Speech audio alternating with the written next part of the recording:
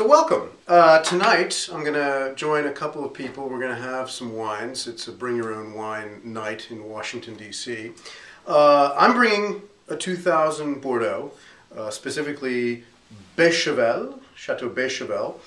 Beychevelle, the origin of the name is probably apocryphal, but people say that it refers to some bygone era when boats would go by. The owner of Beychevelle at that time was an admiral, and they would lower their sail to salute the admiral.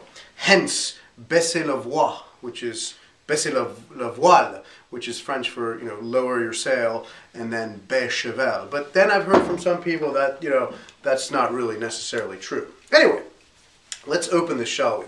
It's been about 10 years, 10 plus, since this wine has been made.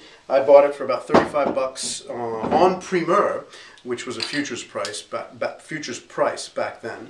It probably sells for about 70 bucks today. So, it's appreciated in value. The winemaker here, the director of winemaking, is Philippe Blanc. Philippe Blanc, very nice guy. It's owned by a consortium. I forget now the name of the consortium, but it's not just one owner. And some people say it's a little bit underperforming. I would agree in some vintages. It just doesn't. It's right near the water, the Gironde. It has really nice terroir, soils, gravelly, and sometimes it's just not as doesn't maybe reach the potential of its status. But anyway, we will try it now. Just pop and pour.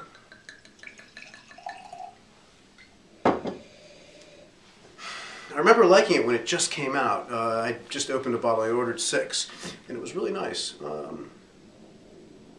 This is pretty. It's very pretty. Which is a Saint Julien character. You want to have a certain elegance, an aromatic softness, and yet there's a substance too as well, emanating from in the nose. It's really lovely.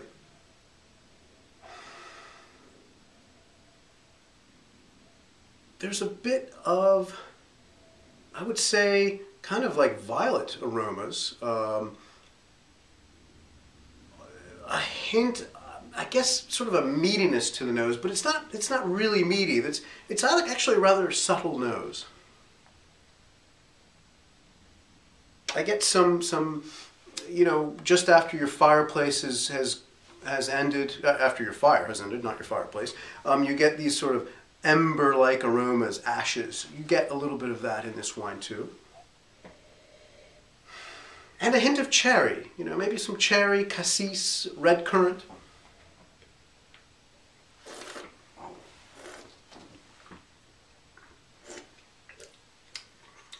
Nice.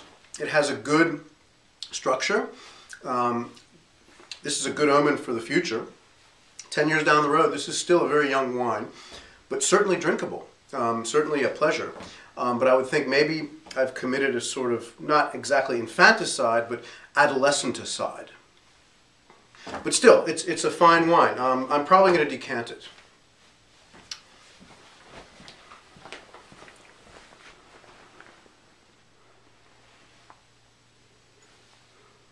A little bit of swirling does a wine good. What I found, I haven't yet decanted it, but I think what emanates from the nose now, with just maybe 10 minutes time in the glass, and there's not much wine in that glass, as you can see, is a bit of earthiness. Yes, there's a little bit of earth, which I like. It's not too much, but it's there. And then you have a certain orangey kind of freshness. It lifts the wine up a bit.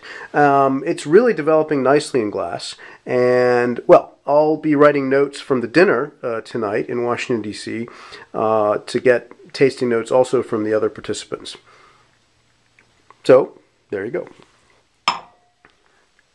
So I came back from the dinner and I pulled out the 3 remaining Beychevelle 2000s that I have, just to point out that I have 3 and I'm not going to touch them for at least another 5 years.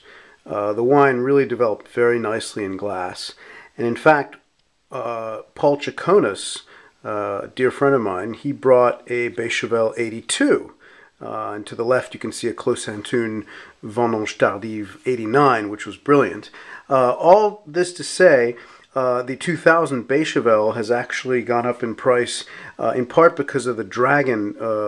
You can see the dragon head on that boat, because the Chinese apparently like the label. That's what I've heard.